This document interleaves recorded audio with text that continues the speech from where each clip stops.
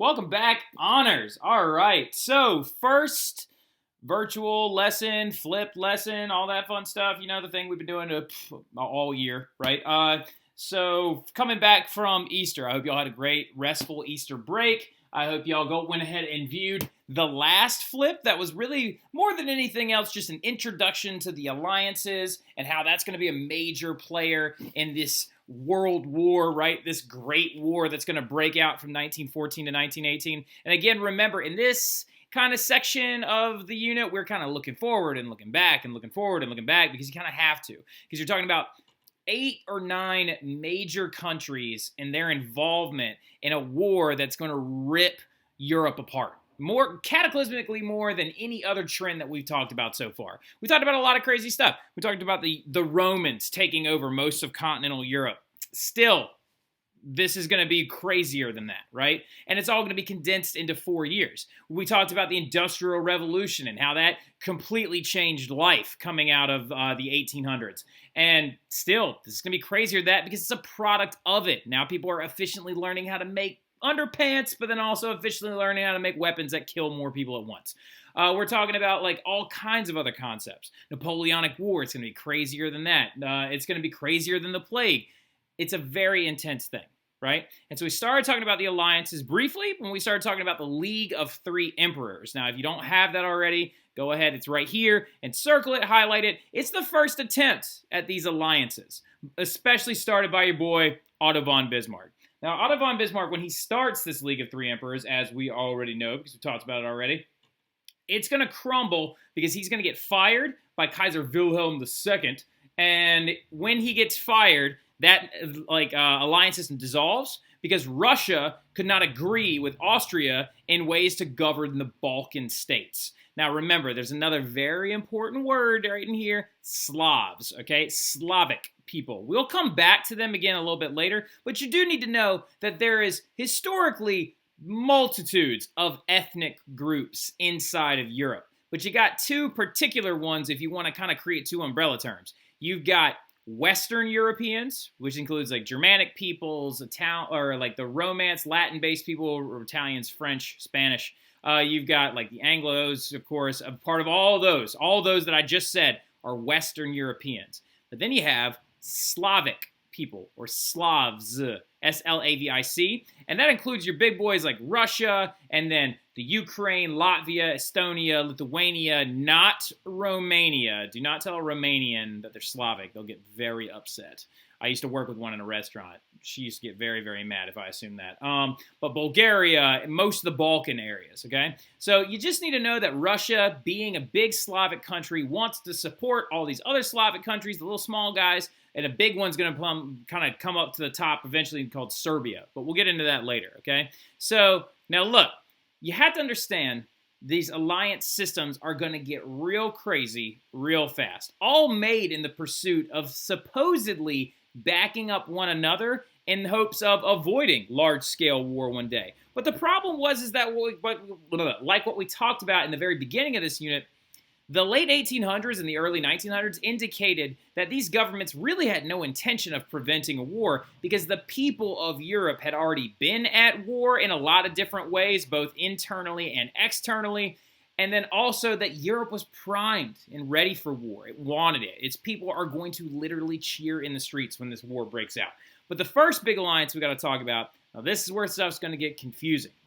It's called Triple Alliance. Okay, the Triple Alliance was made between Germany, Austria-Hungary, and Italy. And that's going to be made in the late 1800s, around 1889 and 1882, around in the 1880s. Now, this Triple Alliance was made mainly because Germans were highly aware that France was their biggest continental enemy, right? Ever since France lost the Franco-Prussian War to Otto von Bismarck during the Wars of German Unification and the Wars of Annexation, the French were never okay with the Germans, but they're next-door neighbors, right? They're right next-door neighbors. They're separated by one area, the Rhineland, all right? And the Rhineland is technically inside of Germany. Now, there's a couple of other disputes, too, places like Alsace and Lorraine, but that's more of an AP concept. We're not going to worry about that too much. But you have to understand that France and Germany had been longtime rivals. So to protect Germany from another superpower like France, Wilhelm is going to sign multiple treaties with Austria and Italy, promising to protect each other if war ever broke out. Now, the issue is, you need to make a small note of this underneath Italy. Italy is going to double cross them and switch sides and go to the other team right when the war breaks out, around 1914, 1915. Now, their nickname that we're going to call them mostly by is going to be the Central Powers. But some of y'all immediately are saying, but Mr. Terry, that's so confusing. The other guys are called the Allies, but this is the Triple Alliance, but also known as the... Look, this is just the way that it is. It's just what they're called, okay? So you got the Triple Alliance made up of Germany, Austria-Hungary, and Italy. Now, the issue that's going to eventually play out is that Italy is going to switch sides and that the Ottomans are going to replace the Italians in 1914 when the war starts. A lot of people, a lot of historians believe that this is kind of these three leagues or these three empires coming together is like the siren song of the great empires. The big conservative, long-standing conservative powerhouses that were like, we want to control multitudes of different language-speaking people, and we want to exert our power in a conservative, far-reaching extent. A lot of people are saying that this is like the death of that. Now, ironically enough, other historians would claim that the Soviet Union is pseudo-communist, blah, blah, blah, blah, blah, blah. It's a big debate. But you got to know that the Triple Alliance, the original one, is made up of Germany, Austria-Hungary, and Italy.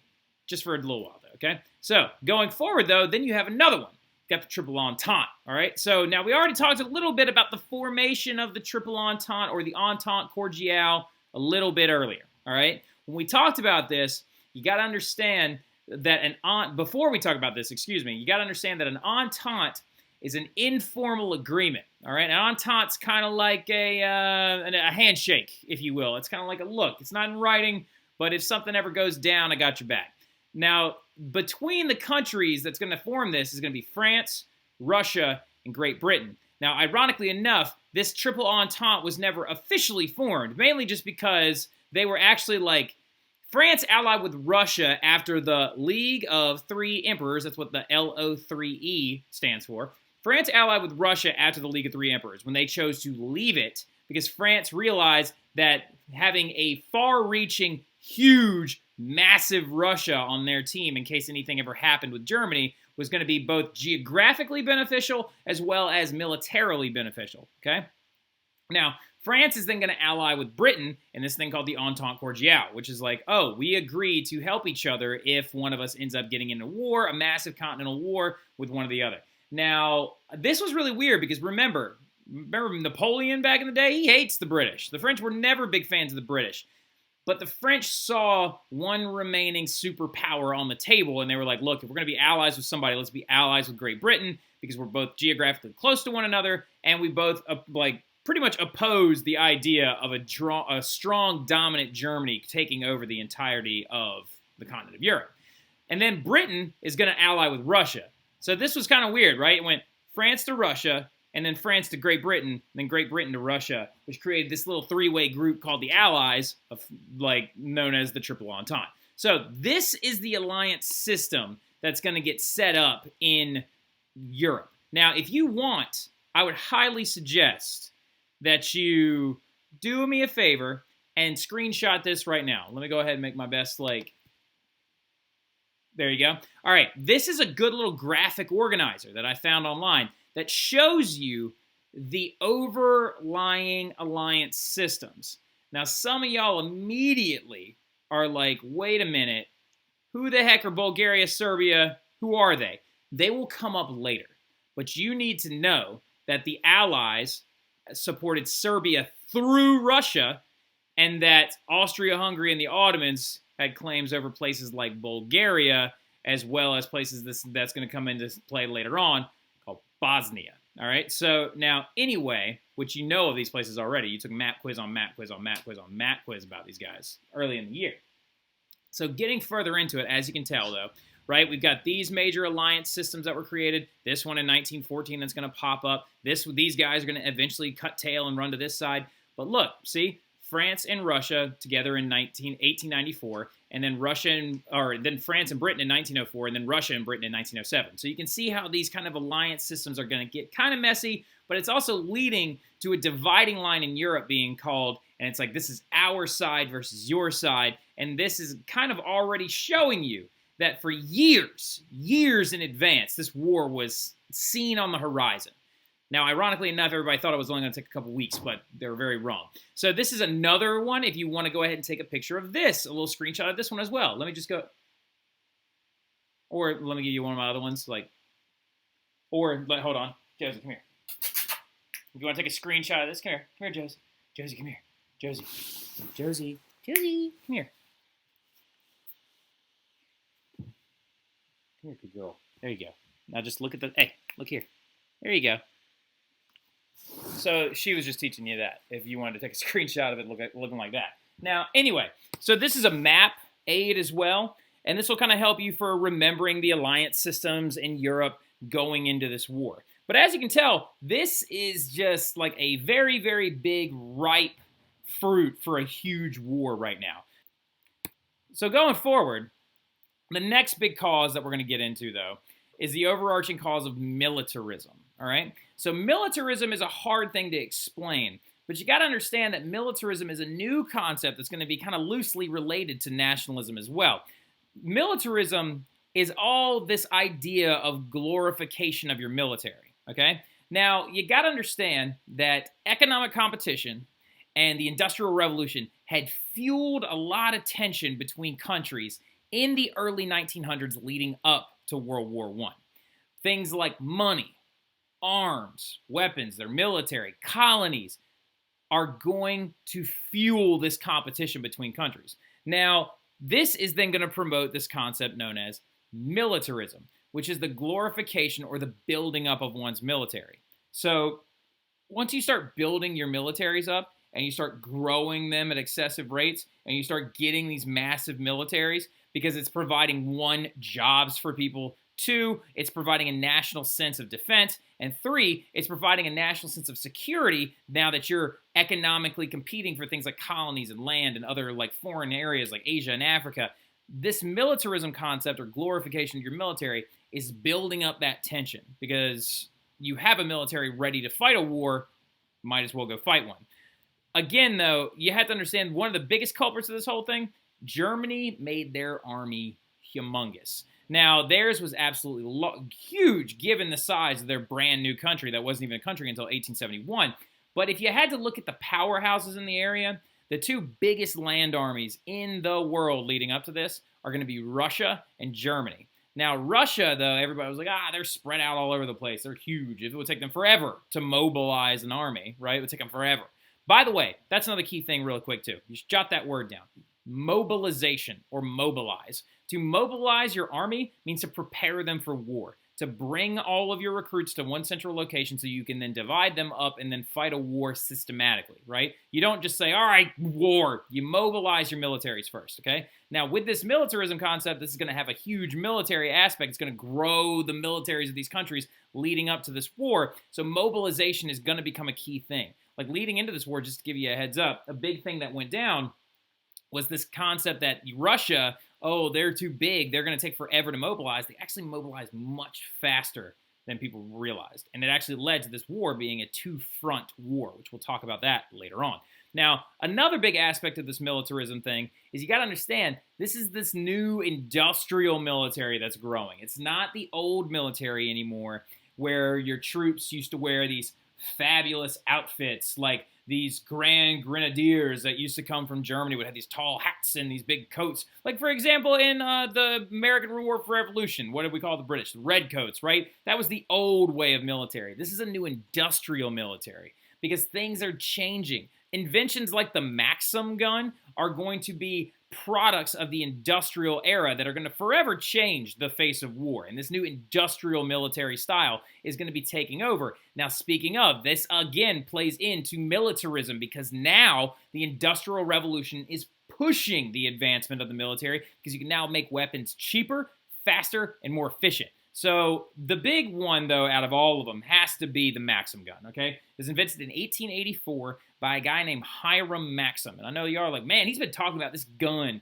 and this guy for like 2 units because it's a very important thing. You have to understand the idea that a fully automatic machine gun is going to wildly change the sense of war. Let me give you a little quote that a lot of people, historians, have said about World War I. This war started on horses and it ended in tanks, okay? That shows you like the dying of the old school military and the birth of what we consider military. Now, leading into this war, many people still thought that, for example, oh my God, what's that idiot's name? What's his name? There's a general of the British general on the Western Front. He believed, and I cannot remember his name to save my life. It's not John French, but he is one of them too.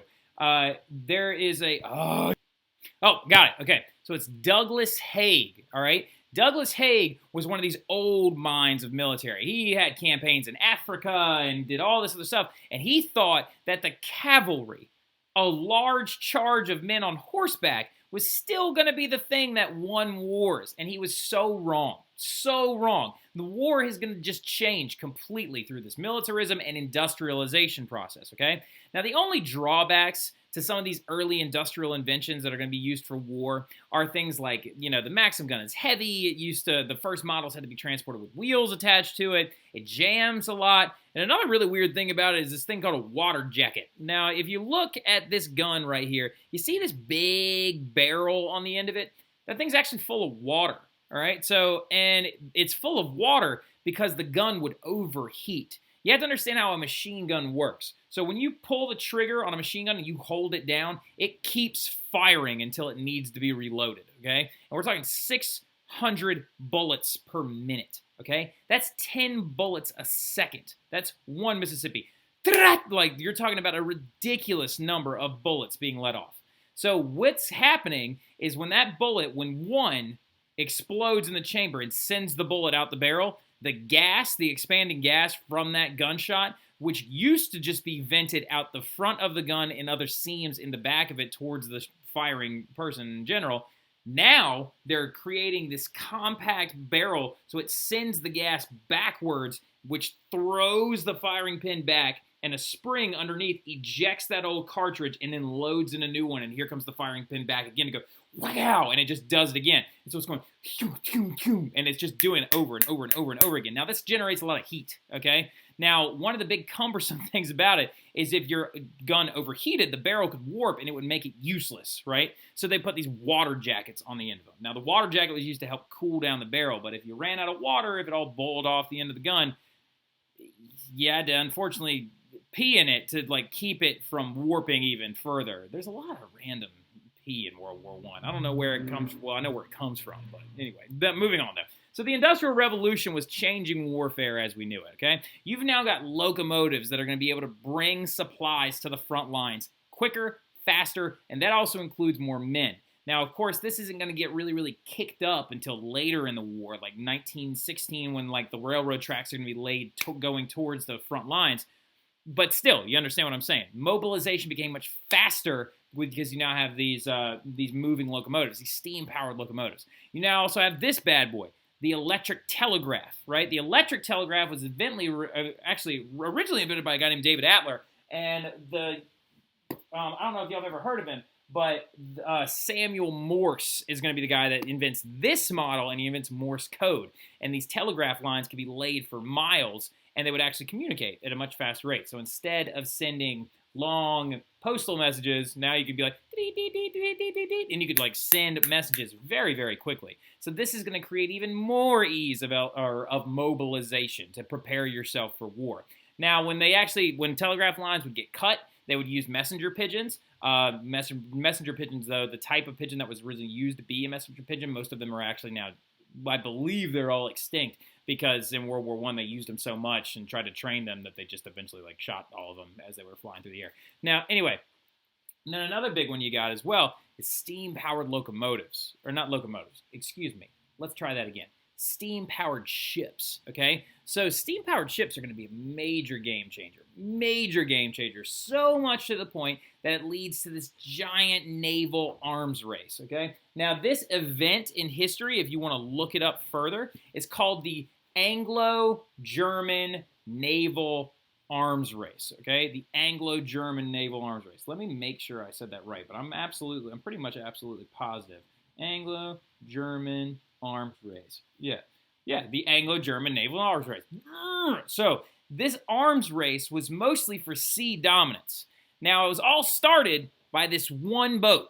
One boat started the whole thing, and it was one of these guys, all right? It was called the HMS Dreadnought, all right? So a Dreadnought class ship.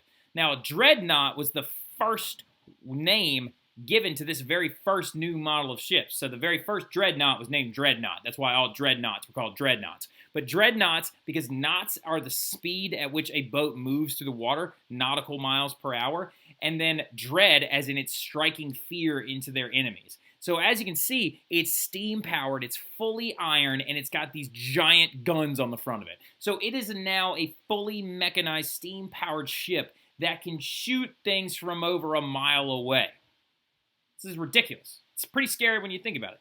Dreadnought, right? So the Germans start trying to invent their own dreadnoughts as well. And they were like, oh, you got dreadnoughts? Well, I'm going to try and build some as well. And they end up doing this arms race. Well, they got 60. Well, we got 50. We got to build more. And then they start trying to like have as many as they each can. But then Germans pivoted, all right? Germans pivoted a little bit, and they were like, look, we're going to stop building dreadnoughts. And instead, we're going to build these things. Unterseeboots, all right? Unterseeboot. Now, an Unterseeboot, Unterseeboot. Now, an Unterseeboot is German for one of these guys, a U-boat. It's a submarine, all right? So the Germans are going to become the first ones to try and then build up their naval arms race and the use of submarine warfare, which a lot of people actually believe to be kind of dirty and cheater-like during this time period. But, the way they used it kind of was. They eventually are going to do this thing called unrestricted submarine warfare, where they're just going to start sinking anything that comes by, which you're not supposed to do, because what if it's a passenger boat? Lusitania. All right, so anyway, we'll get to that later, though. Going forward, imperialism is going to be another major cause of this war. And it's a part of economic competition. Of course, it relates back to that post-industrial lifestyle setting. It relates back to that nationalism. We want more than you. We're competing with each other. Us and our allies need to be the biggest, strongest power around. So imperialism is going to relate back to that, because this is a part of that economic competition idea when European powers are going to start competing for all these resource-providing colonies. Now, some of the biggest snafus that happened were when all of Africa was claimed. By 1890, Africa was claimed by Europe, except for Liberia and Ethiopia. They're the only two countries in Africa that were not claimed by a European power. Now, a lot of these European countries are going to start getting real touchy whenever another European power tries to possibly take it from them, inspire rebellion within their borders, try to mooch off of it. One big one was this whole thing called the First Moroccan Crisis, when the Kaiser Wilhelm dressed in a white turban and a white outfit and rode a white horse and went to Morocco, which was owned by the French. It was like, oh, you should totally revolt against the French. They're the worst. And it turned into this big international episode. But as you can tell, imperialism is going to be another major contributor to this whole thing, mainly because these colonies are now providing resources, raw materials, and all the stuff that's going into these factories to make these weapons and guns to provide for their military. So it's like a completely self-fulfilling cycle. All right, so imperialism, another major cause. And then the big one, though, I personally think the biggest one out of all of them is the nationalism things that have been growing for a long time. So look, nationalism is going to be the big kicker. If I had to say the biggest cause out of all of World War I, as a historian, I would say nationalism is the biggest one. Because without nationalism, this never would have happened in the first place, okay? Nationalism is going to fuel countries to want to be the best and the strongest, okay? They're going to be like, we have pride in our country. Our country has its own genius. We are better than you, and we know it, right? So they're going to keep doing this, because I think nationalism led to imperialism. I think nationalism led to militarism. And I think nationalism led to the alliance systems the way they were drawn up as well. Because look at the nationalistic tendencies of Germans to ally with Austrians. They all speak the same language, all right? So look at the French allying with the British, being like, oh, well, we don't like either of you, but we dislike Germany a lot more because that's a part of our now national identity ever since we lost to them in the Franco-Prussian War. So don't write this, but for example, this is a quote, okay, from from a writer named A.P.J. Taylor, okay? And what he said was that the outbreak of war in 1914, when all these countries started declaring war on one another, the outbreak of war was greeted by cheering crowds in Berlin, Vienna, and Paris, okay? The people of Europe leapt willingly into war. They wanted it. They wanted to go to war with other people so they could prove their national dominance over everybody else. So nationalism, I think, is the biggest kicker out of all of them. And a lot of it has to do with this region down here, as well as this area up here, but mostly this region down here.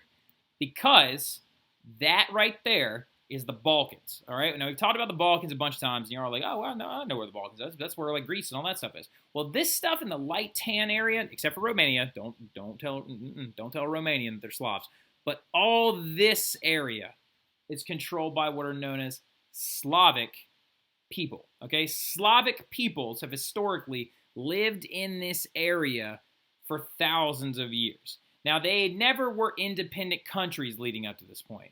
Culturally speaking, they were controlled by places like Greece in the early BCs. In like the 2000s BCs, Greece owned most of this like Balkan-speaking region. The Romans then controlled it. And then even during the Middle Ages, places like the Ottoman Empire went in and gobbled all that stuff. Well, actually, the Ottoman Empire didn't do that until the Renaissance period. But you understand what I'm saying. During the Renaissance period, the Ottoman Empire gobbled the whole thing up. And then during other, the Carolingian Empire gobbled a huge part of this up.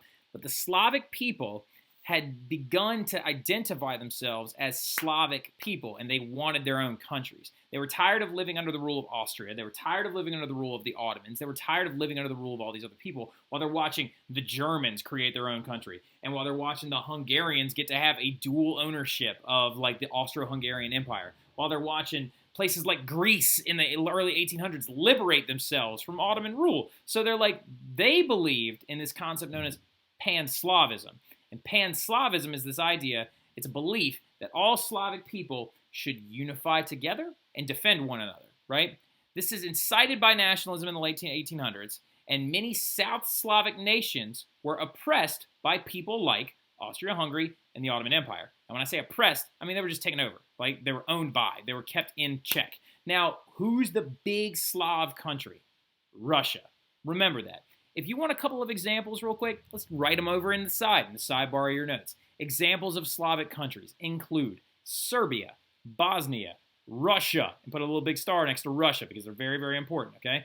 Bulgaria, Macedonia, Albania, Croatia, right? Like all those places are Slavic-based countries, okay? Now, there's probably some guy on YouTube that's going to be like, actually, the Croatians. Shut up, nerd. All right, so now, anyway, moving on. This is what the Ottoman Empire looked like as it was kind of starting to die, all right? So something you need to understand is that as the years had gone on, the Ottoman Empire began to slowly dissolve. It's slowly losing a lot of power, okay? They're losing a lot of borders. They're kind of all of a sudden just going... Also, look at that. It was called Constantinople up until like a long time. So this is going to fuel a lot of tension, okay? Them just kind of slowly... And this Pan-Slavism idea is going to lead to these things known as the Balkan Wars. Oh, wait a minute. You're telling me they were at war before World War I? Yes. See, this is what I'm talking about. Like the early 19th century, the early 20th century is a maelstrom of other violent things and taking over other small countries. And you could kind of say this entire time that World War I, you could theoretically say that it started way earlier than actually most historians attribute it to. So the Balkan Wars are going to go from 1912 to 1913. Very short war, but it's going to fuel a lot of tension in South Slavic states, and it's going to be encouraged by nationalism. The Ottoman Empire is losing Balkan nations and losing a lot of power. And in this process, as they're losing these places, some of these other places, like the Austro-Hungarians, see this as a time to snatch up some of these leftover pieces. One of the big places that they snatch up is right here, Bosnia. Okay, Bosnia-Herzegovina.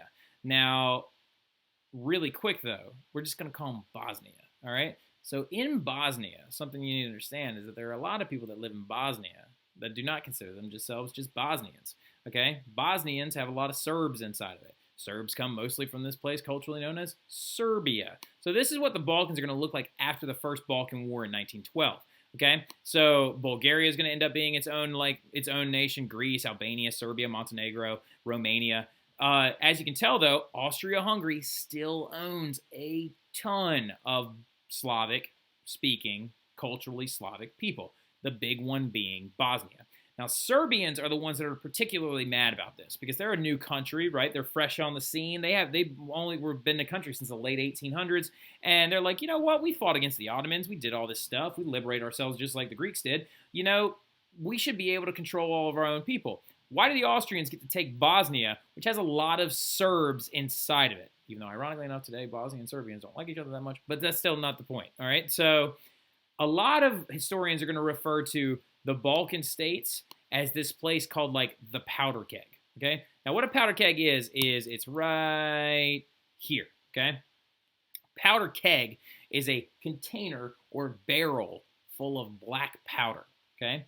Now this thing is very unstable, it's dangerous, and it's ready to explode at any minute, which is why it was called the Powder Keg, because the Balkan states could explode into war from anger and nationalistic tensions at any minute, okay? Now think about it this way too. The big kicker out of all of them is that little country Serbia. Guess who's their friend in the background? Russia.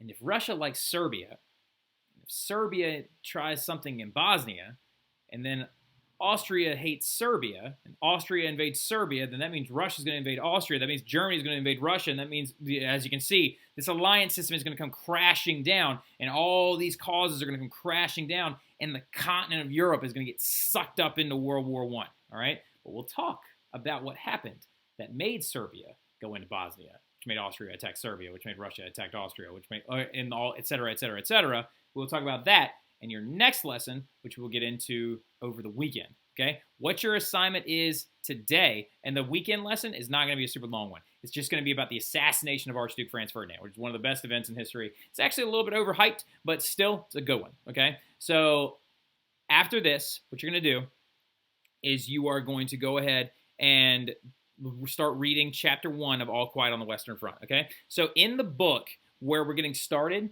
it seems as though, or it doesn't seem as though, where we're starting in the book, World War I has already began. Now, something you need to understand about this book, okay, is one, I'm going to be sending out a huge email that's going to give you a lot of instructions about what we're doing with this book, how it's going to end up all being worth a test grade, and blah, blah, blah, blah, blah, blah, blah.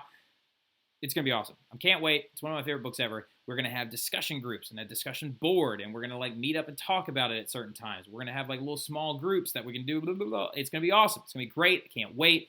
Invest in it, okay? Don't look at this like, I have to read. More look at like this, like, I'm going to give this a chance. I'm not asking you to blindly go into something with your heart. Like, I want you to read it, and then at the end of it, to be honest, tell me if you didn't like it, okay? But give it a chance. Just give it a chance, okay? Give it a chance to be great. Give it a chance for yourself to enjoy it. So we're going to talk about the characters, and we're going to talk about their personas. And I want y'all to go ahead and start, when you start reading this, do your best to try and imagine what they look like. Imagine Paul Ballmer is the very, very first character you meet. He's the main character. And just imagine what you think he looks like. Really, really, really, really, really, really, really get into it, okay?